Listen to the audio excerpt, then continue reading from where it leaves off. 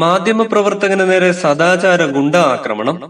പത്തനാപുരം കേന്ദ്രീകരിച്ച് പ്രവർത്തിക്കുന്ന ന്യൂസ് റിപ്പോർട്ടറായ പിറവന്തൂർ വാഴത്തോപ്പ് പള്ളിക്കിഴക്കേതിൽ ലിജോ തോമസിന് നേരെയാണ് സദാചാര ഗുണ്ട ആക്രമണം ഉണ്ടായത്. മഴക്കെടുതിയുടെ ന്യൂസ് റിപ്പോർട്ടിംഗിനായി പോകവെ പുന്നല പോസ്റ്റ് ഓഫീസ് പടിക്കൽ വെച്ച് എതിരെ വന്ന പാസഞ്ചർ ആട്ടോ ലിജോ ഓടിച്ച കാറിൽ കൂട്ടിയിടിക്കുകയായിരുന്നു. അപകട വിവരം ലിജോ പോലീസിനെ അറിയിച്ചത് എന്തിനാണെന്ന് പറഞ്ഞാണ് ലിജോയെ മർദ്ദിച്ചത്. പുന്നല മരുന്നിമൂട് പുരയിടത്തിൽ റഫീഖും കൂട്ടാളികളും ചേർന്നാണ് ലിജോയെ മർദ്ദിച്ചത്.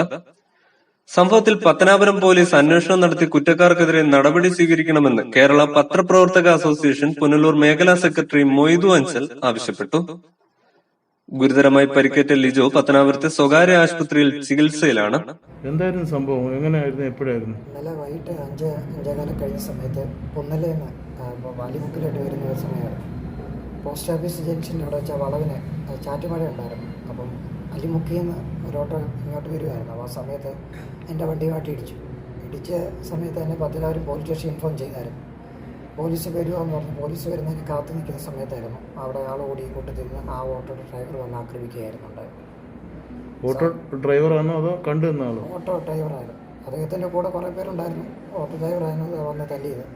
കാരണം യാതൊരു പ്രശ്നങ്ങളില്ലാതിരിക്കുമായിരുന്നു. ആ സമയത്താണ് പുള്ളി വന്ന് കുറേ കൂടെ വന്ന് തന്നെ അടിക്കുമായിരുന്നു. പത്തനാപുരം പോലീസ് കേസ് രജിസ്റ്റേർഡ് ആയിട്ടുണ്ട്.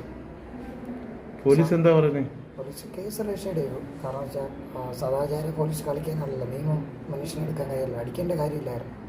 സംസാരിച്ചായിരുന്നു, കേസ് ഫയൽ ചെയ്യായിരുന്നു, കേസിൻ്റെ കാര്യങ്ങളിൽ പോകാനായിരുന്നു. പക്ഷേ ഇദ്ദേഹം അവിടെ ആക്രമിക്കായിരുന്നു ഉണ്ടായത്.